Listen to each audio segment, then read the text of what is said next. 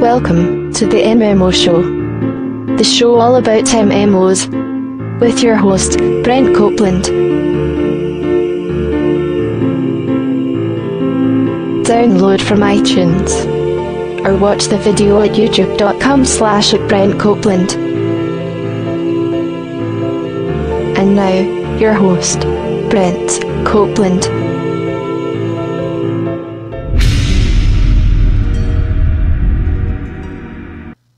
Howdy folks, it's another day, and it's another day for the MMO show. Man, I can't say that right, ever.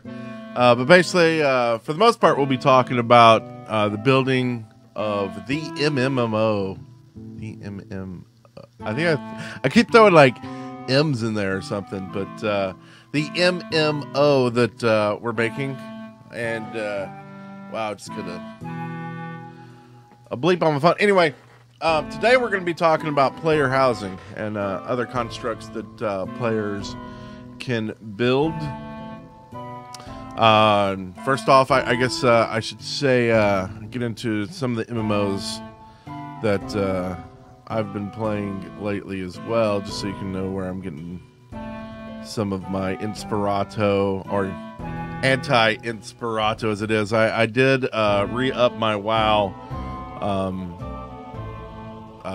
monthly thing, and I am going to get the expansion. I've got a lot of friends who are coming back for the expansion. I definitely want to play with them. I mean, that's one of the best things about MMOs is playing with your friends. So figure I'll jump in for a month while everybody's hot and heavy and have some, you know, group fun and see what they've done in this expansion, and then not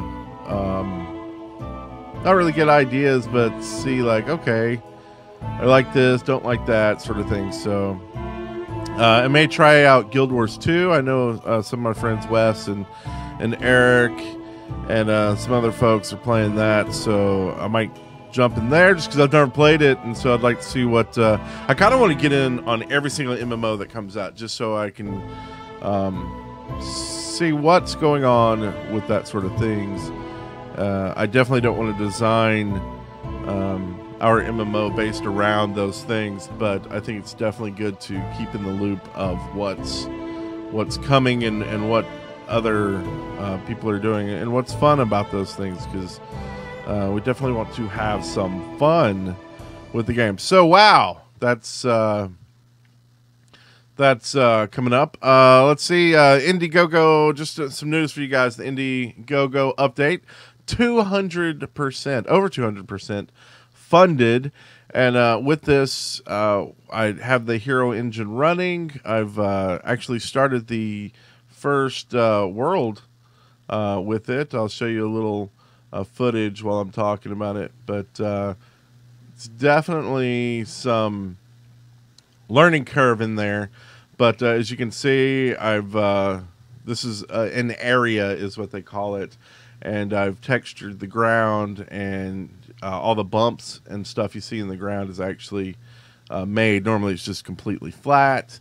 And the one thing I'm noticing is there's not many assets in the game. This is one of the assets, a guard tower that is in the HEROEngine. So I just threw that there as just an example of what you can do.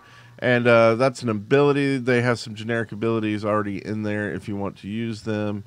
And that's a character model as well in there, so that's kind of cool. So I saw immediately some issues I'm going to have is the artwork, because the first thing I want to start is a tavern, and the tavern is going to be kind of a hub of where you can you know, talk to people and get maybe find out places to look for quests, adventures, and things like that. So I kind of wanted to start off with the tavern, looking for a good tavern name, something nice and fantasy, the one-horn unicorn, so, you know, something like that. So throw me in the comments your ideas for a tavern name, and if I pick one of them, maybe there'll be some sort of prize. I don't know what kind of prize I can give out right now, but we'll see what we can do with that. So anyway, to build the tavern, there's nothing in the assets currently in Hero Engine that I can do that with. I was hoping there'd be like walls and roofs, and I could build it out of plates, but that would just be kind of obnoxious, and I think in the end, that's not how we want to do things. We want to do it as right as possible. So with that, I've downloaded 3ds Max, which we can use either Maya or 3ds Max. And after looking through kind of the differences between the two, I mean, they're both expensive and they're both from the same company, but they have monthly plans. So I'm downloading 3ds Max now, and because the Indiegogo went so well, I'll be able to get a few months out of that. And I believe I'm also going to, I don't believe, I'm going to try. My wife is in school right now, so I'm going to try to see if I can get a copy through, because I believe they do like a short license off students. Now, she's not doing anything graphical, so I don't know how stringent they are about all that, but hopefully we can get a get that rolling. Unfortunately, and JC Green in the chat brings out another popular 3D render, Cinema 4D, but unfortunately Hero Engine only works currently with Maya or 3ds Max. They have a whole system to work with the art, so I've got to go through with that. I do have a couple of people interested in doing modeling, so I'm going to talk with them, and they may already have copies, which would be great, and get them looped in to help build some of the assets. But so the tavern. So I'm downloading 3ds Max, and I'm going to try to build a tavern this week and get that into the first area. Also have a good friend, Dave, who I'm going to talk with about doing artwork. We're kind of early for artwork, but I'm still, fleshing out some things that I don't think are currently integral to the whole idea of making an MMO. I think they come, you definitely want an idea, but we need a name for the MMO, something catchy and something that I want you to know that it's an MMO immediately, or at least a fantasy-based kind of thing. And I think that's something that I've been thinking of, what to do there and what to name our game. So working towards that as well. And some more news. Since I've been playing WoW, I've got a little WoW news for you. The expansion launches tonight at midnight, of course.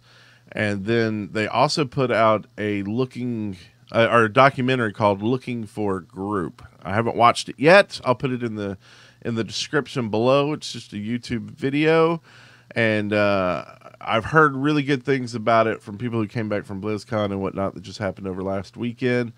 And speaking of the WoW movie, just if you're watching Legendary, they're the people doing the WoW movie. I have the WoW movie, or World of Warcraft -themovie.com and World of Warcraft themovie.com. Feel free to buy it. It can help us fund another MMO competitor. How awkward would that be? Anyway, so with that said, that's kind of the news. Let's get into a little MMO theory here.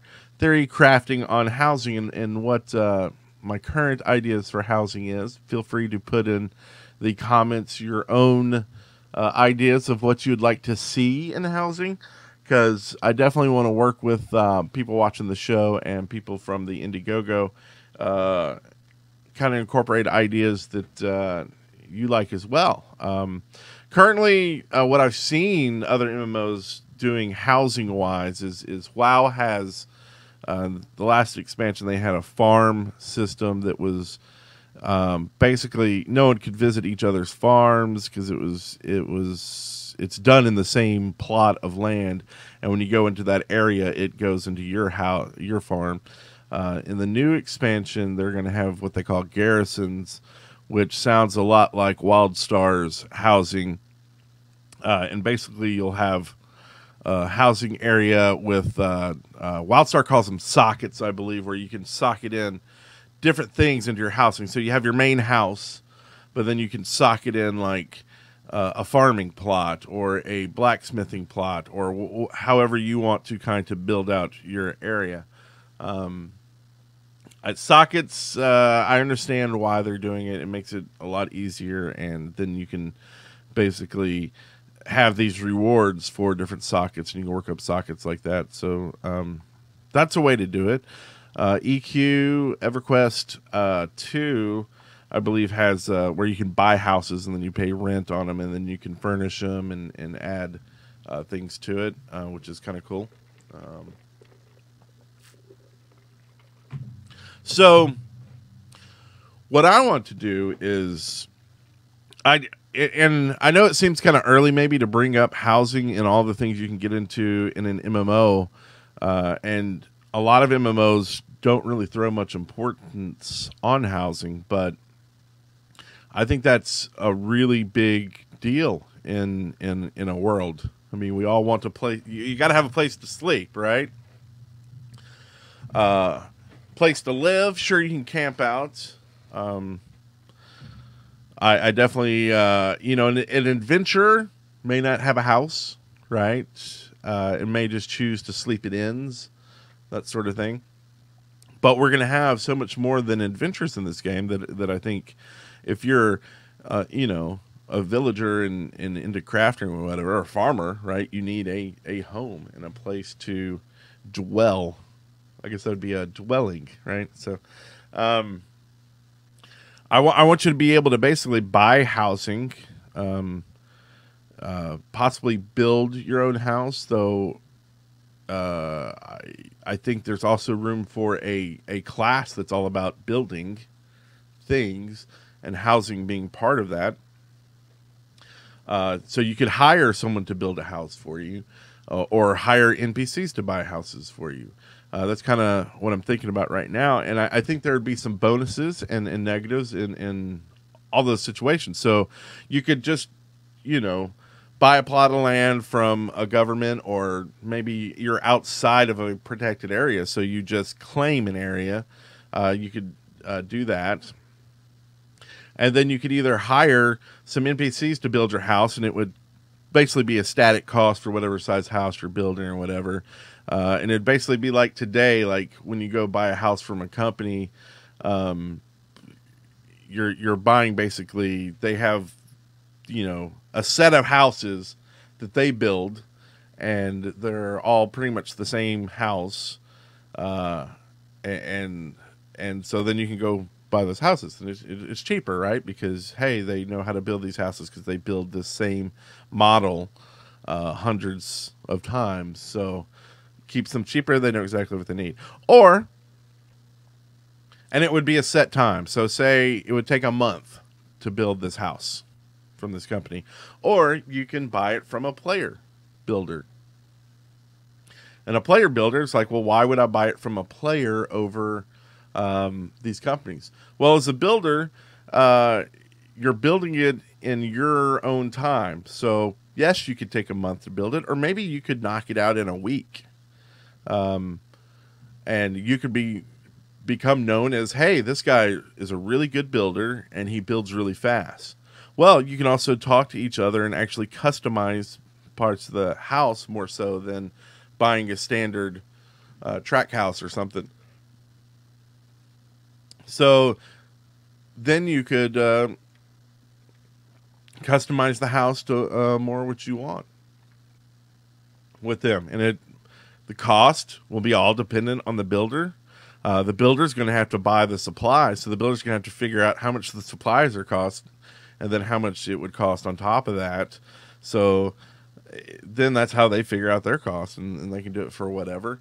And then they can be known as a really good builder. Or hell, they could be a builder that's really slow, but builds it great, or they're really slow and they suck and they get notorious. So don't buy from him, He's cheap, but he takes 2 years to build. And I think you would, how you could kind of keep, someone's, I'll build your house and I'll build your house. And selling real cheap houses to a bunch of people and then just running off with their money. Well, I think you either have some sort of escrow in the game where someone holds on to the money until it's built, like a bank, or you can work out something in hand. But also, I think allowing a builder to only work on one house at a time, maybe. I don't know. There's some pluses and minuses with some of that. So I think also, besides building a house, you could just buy a house, and these could be. I think each city will have housing areas in different areas. I mean, it will be, the city will look like a city, and anything that's not owned by a NPCs in the I think every NPC in the world will have a house of some sort, like if that makes sense. Like we said, if it's an adventure, may not have a house, but they would. I want it to feel real. Like, so if there's an NPC adventure, he's not going to just stand at a point every day waiting for you to come talk to him. He's going to go adventure, and then he's going to go sleep in an inn if he can, or sleep out in a tent in the woods somewhere. But the same thing for merchants in the town. Each merchant will have a house in that town, possibly part of their office or whatever. If it's a blacksmith, maybe he lives above the blacksmith or behind it, but maybe he doesn't. Maybe he lives down the street or whatever. So those houses will be filled. There'll be guards living in the guard houses, which might just be a big house for guards. And then you'll have some just people who live in the village. But any of the other houses built into the town will be for sale to players.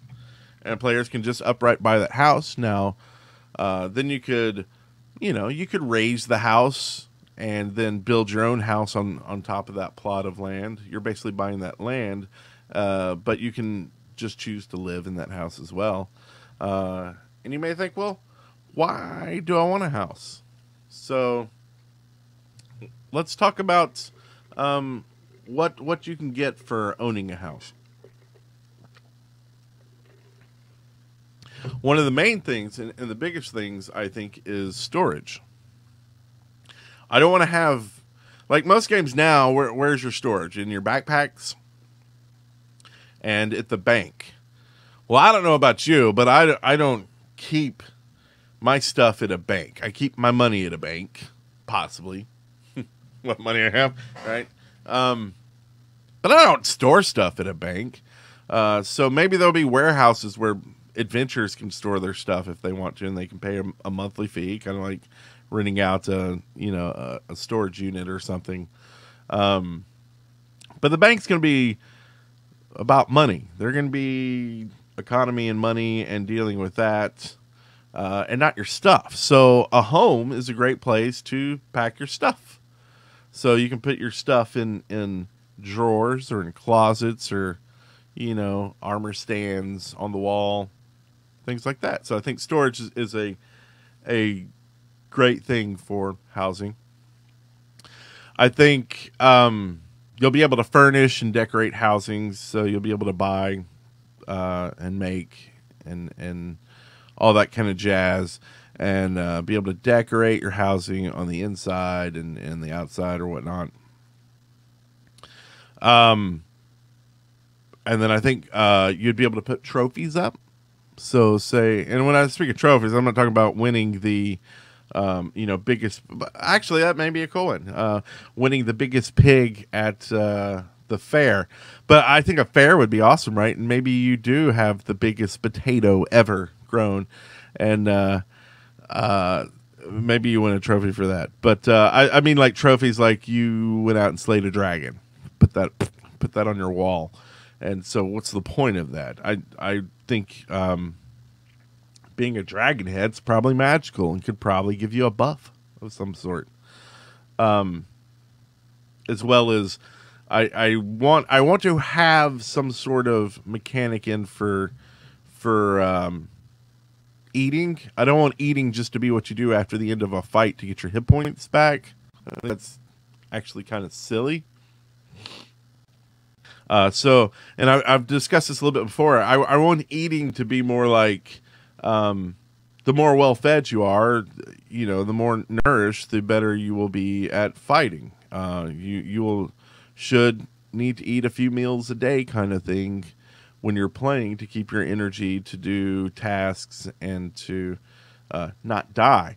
Now, I don't think I don't want to take it so like Simsy that hey, you've got to keep those meters up every day and every hour, and so you better eat every second and drink. I wanted to make a little more sense and not be menial, but I think where you eat will give you a buff of some sort. So if you have a home, eating at home, you'll get a better buff than say if you're eating rations out in the field, sort of thing. Oh, excuse me.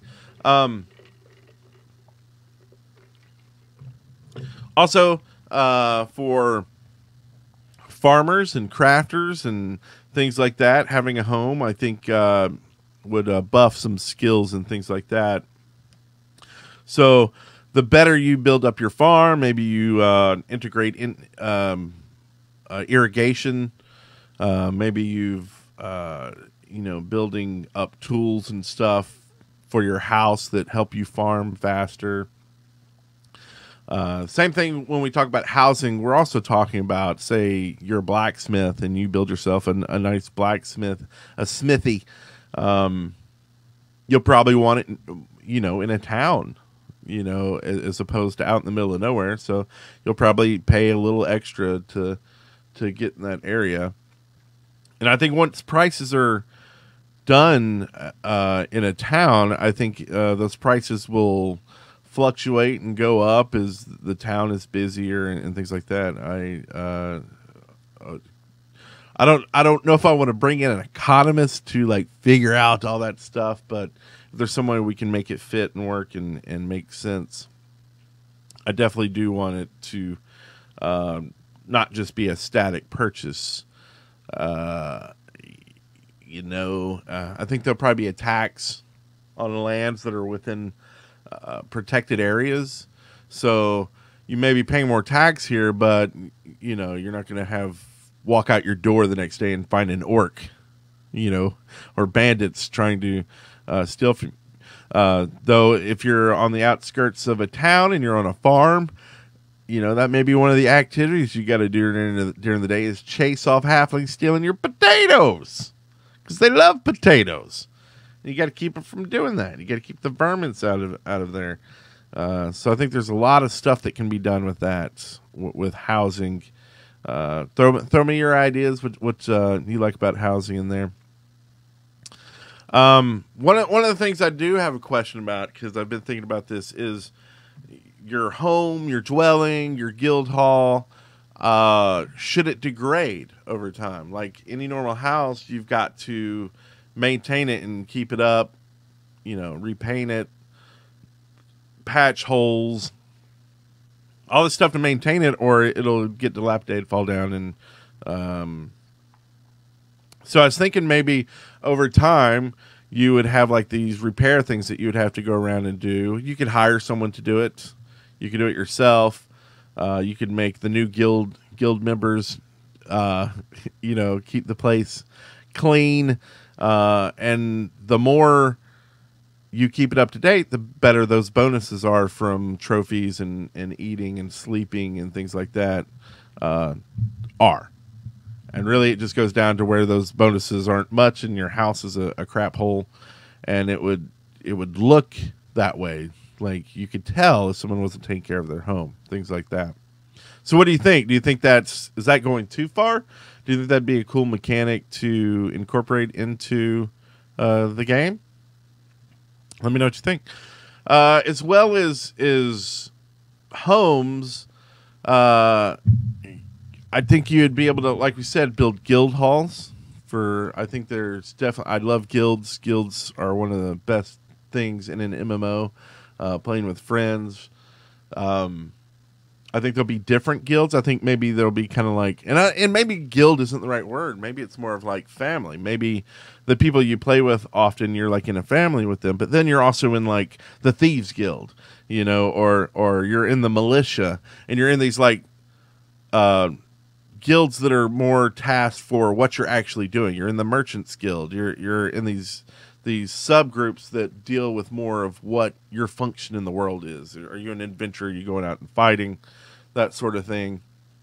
And so you could be a member of, a family and then a guild. And I don't know if family is the right word because, you'll be different races possibly, and that's weird for them. So, and maybe it's just guilds. Maybe you have a guilds that kind of is a overarching thing of, maybe it's just, the friendship guild. These are just my friends.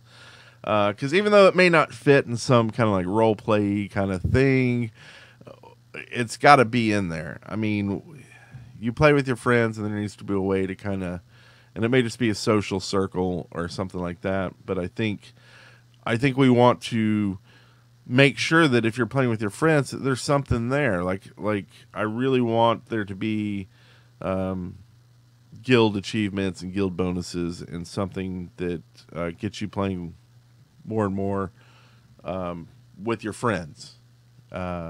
I don't want to make the mechanics in where it's better to play without your friends. It's a solo versus. So I think like if you're a guild with friends, that like if you're together, like there's a bonus of some sort, whether it's a fighting or whatever, or growing, farming, whatever it is, and that'll be another episode. We'll get into guilds in another episode, but definitely I think guild halls would kind of be sort of like housing, where it would be really expensive, and your guild would basically build a guild hall somewhere. And then you could have these things like big dragon heads, and I think you'd have more spaces to put these big trophies from epic guild kills things than in a house. I think in a house, like you're going to have one above your fireplace, right? In a guild hall, you might have a room that's just like, bam, look at our accomplishments. Let me get into like, tabards and cloaks and cool guild emblems. That's one thing I would like to do is basically, and maybe that's it. Maybe it's your house, right? I think that's what it was kind of like medieval. But you would have your coat of arms, and I think these houses, families, or whatever would have their coat of arms, and I think they should be unique, which might be hard to do, but maybe not. So you'd be able to build castles, be able to build guild halls, be able to build shops. And the castles may be kind of an iffy thing, because I don't like, that's talking about like a king and stuff. But definitely say like if you and your friends wanted to build like your own kingdom out in the Orklands or whatever, and you can build a castle and nominate a king, and then maybe you can even start kind of keeping an area safe from the orcs or the goblins or the fiddlebiddles, whatever you want to call them, the creatures. And then maybe you can start selling tracts of land to people and taxing them appropriately. And they can say, man, you're not holding up to your end. I've had orcs on my doorstep every day, and they're eating my potatoes, and I need them gone. So that might be kind of a cool thing. I don't know if that's too huge of a task, but I definitely think there's room for that in there. And I think you build shops and businesses. I don't know if I would. Well, yeah, I guess. Well, like what if you had a town where there's like 15 taverns? That would probably suck. There's too many taverns. We need fewer taverns. Well, people might start just going to one tavern, and then other taverns would have to do stuff. Hey, we have a special on Tuesday. That'd be kind of cool. Like all of a sudden, they're competing and trying to get more business, and eventually some would close down because they can't afford it, right? And they would say, well, maybe I'll go work at this tavern. But I just think, like, and maybe the tavern should be its own episode, because I really want to do a lot of cool things with it, from finding missions and adventures to, being able to sit back and listen to a bard or troubadour, things like that. But so that's kind of the basic thoughts on housing. So let me know what you think. We got some questions here, and I pulled a few from the last episode. Now, I'm not going to do like I do on Morning Coffee and read every single question.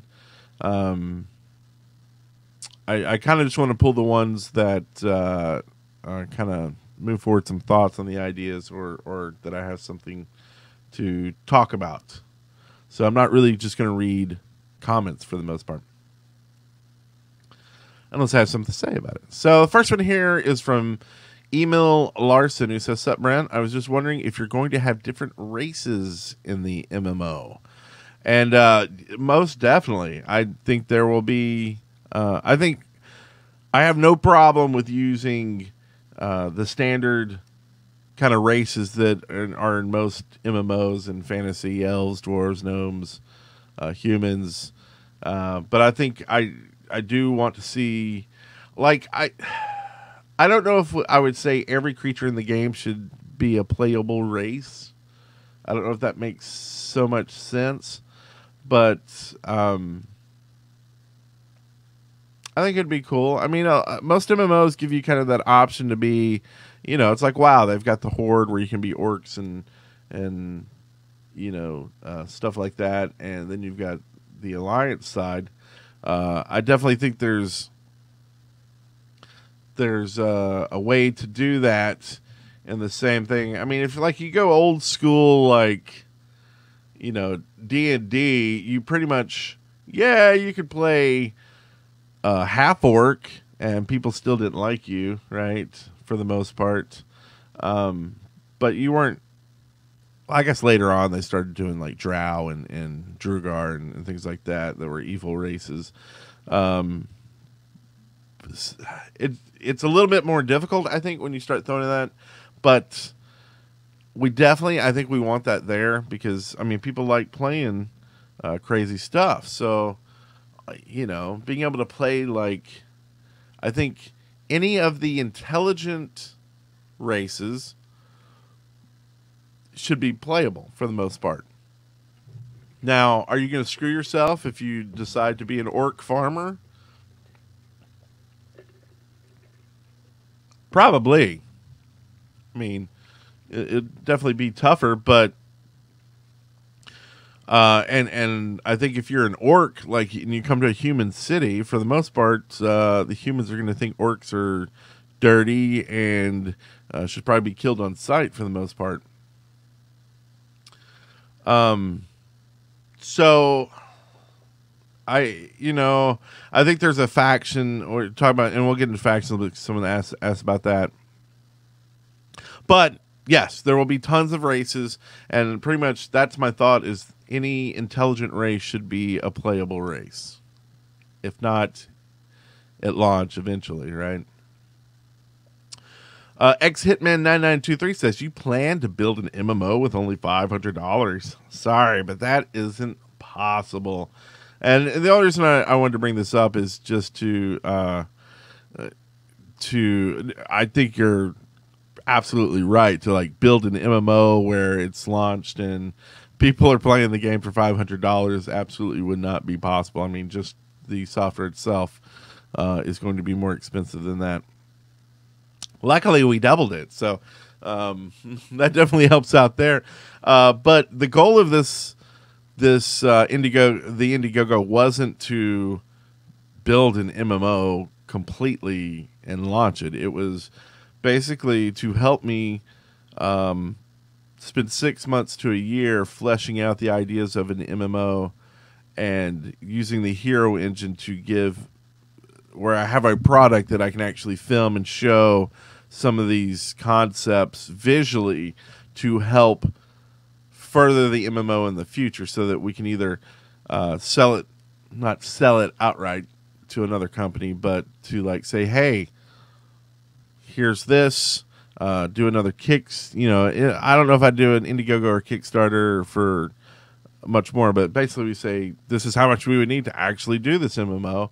But then people could get a better grasp. Like, I think it's harder to get a grasp of what I'm talking about without having you listen to 40 episodes of a podcast, right? And you can't really do that on a Indiegogo. So this is to help basically get to that point, to then there's something to show, to give people an idea more faster and easier to either go to like high res and say, hey, y'all want to help me build this MMO and get launched. And everybody who's been a part of the Indiegogo, like, that's not just for this HEROEngine thing. That's for anything in the future.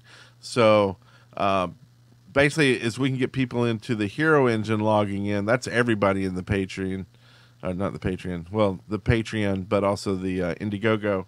But for the things like being a villain and monthly subscriptions or free-to-play money, whichever way it goes, that'll be for whatever happens in what this becomes in the future, in a year, in 4 years, in 5 years, whatever. So you're in it. You're in it to win it, and thank you for everybody for that. So I hope that explains that a little more. Aaron Rodriguez says, I really like your stance that it's okay to lose players. Too many games try to please everyone and lose out on everything in between in the process. I was kind of sad to see that my last comment wasn't mentioned in this episode, though. And I'm sorry, before this show, I meant to go back and look at the comment and see what it was. But I really didn't want to read every comment, so don't think... And I'll try to start responding to the comments that I don't talk about live in the on the videos. But I am reading. I read every single comment. So don't think that I don't. I don't know the comments with the names, honestly. So I'm not sure what those were. But to go on further, as far as the class trees and what amounts to prestige classes from tabletop games, I think something similar to Borderlands class mods, but way more in depth. You could equip items which modify your class and even change the name of your class. They give you certain extra features, and some even come with drawbacks as well. You can only equip one at a time, and they are locked to certain base classes. This could be a fun way to keep your gameplay fluid, keep your characters more personalized, and keep the Holy Trinity from taking over by making some class mods help you fill another role. Yeah, I don't know if I'll have the items so much dictate the class as the class dictate the items. Like, I think I could see some items giving a skill. Like, say, okay, so you equip a shield.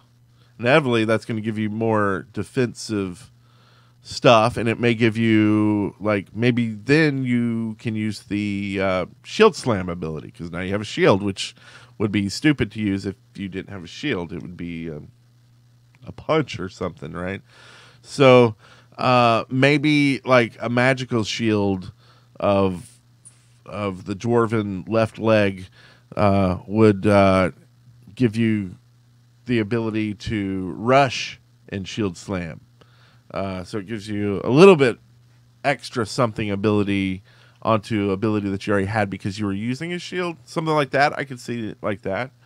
I don't know if I want it, like EverQuest Next is talking about basically where your items define your class. So like if you pick up this sword and this shield, well, now you have the abilities of this sword and the abilities from this shield, which are kind of cool. But like if you don't know how to use these weapons and you pick up a staff, you're all suddenly a mage. That doesn't really make sense. So I think first you got to look at, are you skilled in this item, and have you been using this item to skill up, and maybe as you get skilled, then you unlock certain abilities from, you can fully use an item. That's kind of cool idea. So like maybe each item has for abilities. And when you pick up that item, you get the first ability, no matter, who you are, just because it's like, that's because you picked up that item. But as you get more skilled up and because you've been using that item, maybe even magical items you become attuned to, things like that, then it unlocks progressively better skills, something like that. That sounds kind of cool and kind of, yeah, that's cool. Okay, Mackenzie Drew says, maybe with respect to the skills, you can make the upper maximum of skills you can max based on the amount of time you've been playing the MMO. I really like the idea of not being able to max out all skills, just as long as if one day I want to go from full magic to full archer, I'm not unable to. That's why I definitely like the skill normalizer you suggested. And yeah, I think that would be possible. Like if you were mage, all right, and let's take this the other way, because in my mind it just makes more sense. You're an adventurer, you're an archer, you've been using your bow forever, and you get stabbed by an orc and you can't use your left leg as well, and so it's like, I don't want to fight anymore, so I'm going to pick up a book and start studying magic. So become better at magic. Well, 2 years down the road, you're much better at magic, but you're really rusty with that archer ability now, right? So yeah, you can go back to being an archer at some point if you decide to, but damn that left leg. No, we probably won't have full-on injuries like that where you can't use your left leg anymore, but just kind of is kind of RP roleplay example. But what I definitely am not going to let you do is now be this ultimate archer mage just because you put time in both. Skills like, yeah, your archery skills would have degraded while you were studying. So I hope that kind of answers that. Let's see, Gaming Squad Delta asks, will there be factions? I have played 4 MMOs so far in depth, which are Neverwinter, WoW, ESO, and LU. I love the factions in WoW and ESO as PvP was not meaningless and it felt like there was a human enemy. Maybe instead of restricting players from being with their friends because they pick a race that's in a different faction, you can let players pick what faction they want upon character creations, but have player caps on each faction until the other faction's numbers rise to near the top faction's numbers before increasing the cap skin. So I think we'll have a whole episode on factions, but just to gloss over it real quick, I think it's so you make a human. When you start day one, you're going to be accepted anywhere you would think humans would be accepted. Human villages, blah, blah, blah. You're not going to be able to walk into the orc village because they're just going to see a human and think dinner, right? But say you find some task or something where you can help orcs that don't hate humans enough. Maybe you stop humans from killing orcs or in some village, and you start building your reputation with these orcs. Well, those orcs know you. Now, they hate other humans, but they know you as someone, for some reason, you like orcs and you're helping them. So they won't, let him in. He's a good orc guy. So you'd be able to get in there. I don't want, there's no reason if your friend's an orc and you're a human that y'all can't play together. You're friends, right? For whatever reason, maybe you saved him, he saved you when you were kids, and y'all are friends. So there's no reason to stop y'all from playing. Now, if they haven't done any faction work with humans, and maybe even just the fact that they become known that they've been playing with you, that it helps build their faction up with humans, and maybe one day they're allowed into like your hometown sort of thing. But like day one, if just because y'all are friends, he tries to go into the human village is going to probably throw some arrows at his face and and try to kill him because he's an orc. And orcs eat humans when humans go to try to go into their town. So why not kill the orc? But that orc could work up his or her faction with that village through the same kind of means that talked about the other way. And part of that, like I said, I like the idea of the fact that they're teaming up with you inherently helps their faction with humans or dwarves or gnomes, goblins, whatever. And like humans, for instance, you could be an evil human. You could be a good human. I think you could be evil or good pretty much every race. Now, there may be some races that are inherently good, so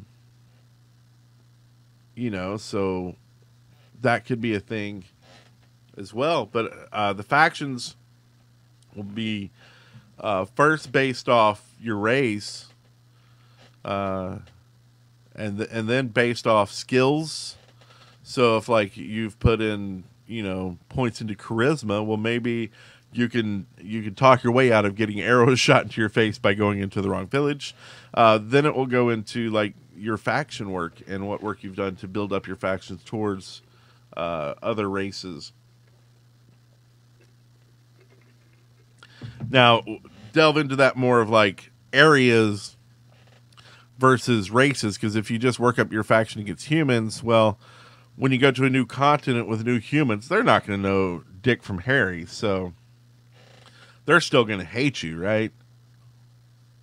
If you try to go there. So, you may have to work up some faction there. Now, you can just stay outside the village and not go in there with your friends, and then when your friends come back out, y'all can go adventure together and no harm, no foul. So, awesome questions. I do urge you to put your ideas and your questions in the comments on YouTube. I do read them all, and hopefully next week I will. I've downloaded 3ds Max today. I'm going to install that. See if I can learn myself how to build a building and then get that worked in the HEROEngine. And so hopefully next week I can show y'all a tavern of sorts in the game. So that's my goal for the week. Hopefully I don't get too busy with WoW. That can always happen with an MMO, as we all know. Things happen. I invite you to look in the description of the video and follow me on Twitter, my Patreon, listen to some free music I got going, and join player.me. It's a new kind of gamers Elo or gamers Facebook kind of thing, and I'm really liking it. So look down below. You need an invite to get in, and you can see in the description. Get yourself a free invite for that. Next week, let's go ahead and talk about factions. I'll go ahead and put that in the notes. Next week, factions. And it may be a shorter show because I may have kind of talked up factions this week. But put me questions about factions that I can answer in the next show as we talk about factions. Hey, that's a better idea than just surprising y'all with a new topic each week. I'll figure out the topic ahead of time, and then we can get more questions. And yeah, so that's pretty much it for the show today. Thank you so much, everyone, for tuning in. Everyone who's tuned in live on Beam, thank you so much. And I'm going to be streaming each week on beam.pro/Brent Copeland. And next week, we'll talk about factions and your other ideas and hopefully show you a tavern. So have a great week, everyone. Enjoy your MMOs, and I will see you next time. Bye-bye, everyone.